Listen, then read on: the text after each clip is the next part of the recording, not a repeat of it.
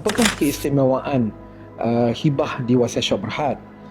Semenjak penubuhan pada tahun 2004, di Wasiat Shop Berhad kita mengamalkan pendekatan semua pembangunan produk datan perkhidmatan kita adalah berdasarkan penyelidikan ilmiah.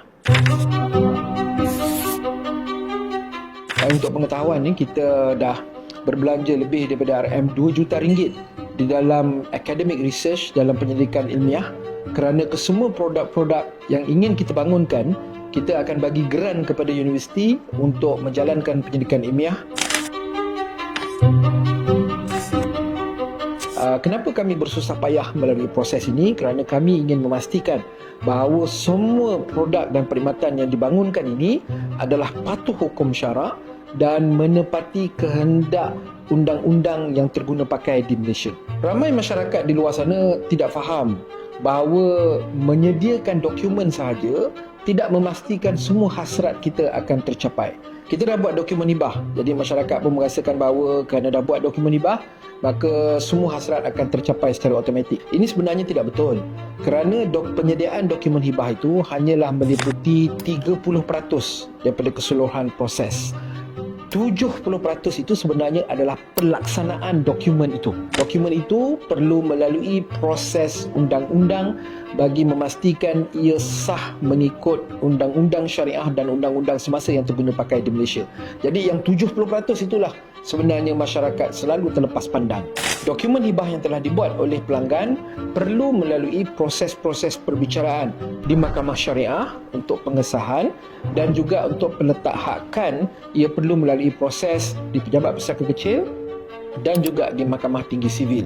Di Wasiat Shop Berhad, kita mula mendapat perintah pengesahan hibah daripada tahun 2005. Itu 19 tahun yang lepas. Ya, itu membuktikan bahawa dokumen Wasiat Shop Berhad adalah patuh hukum syarak, dan proses pelaksanaan hibah itu juga boleh dilaksanakan oleh Wasiat Shop Berhad. Kita banyak dapat ratusan perintah pengesahan hibah daripada seluruh Malaysia. Ini bagi dokumen hibah yang dicetak secara fizikal.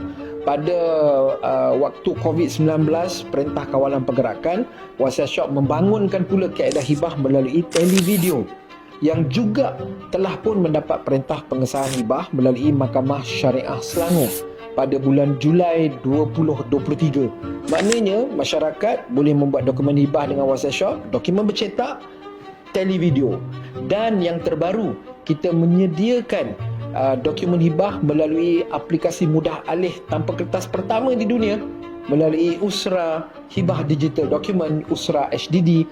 Juga telah kita mendapat perintah pengesahan hibah daripada Mahkamah Syariah di Johor Bahru pada bulan April 2024 yang lepas. Jadi tuan-tuan dan puan-puan, kalau tuan-tuan dan puan-puan ingin memastikan dokumen itu berkuat kuasa, Wasiat Shop mempunyai track record perkhidmatan yang terbukti, dokumen hibah secara fizikal, akad hibah melalui televideo, dan juga akad hibah melalui aplikasi mudah alih Usra HDD.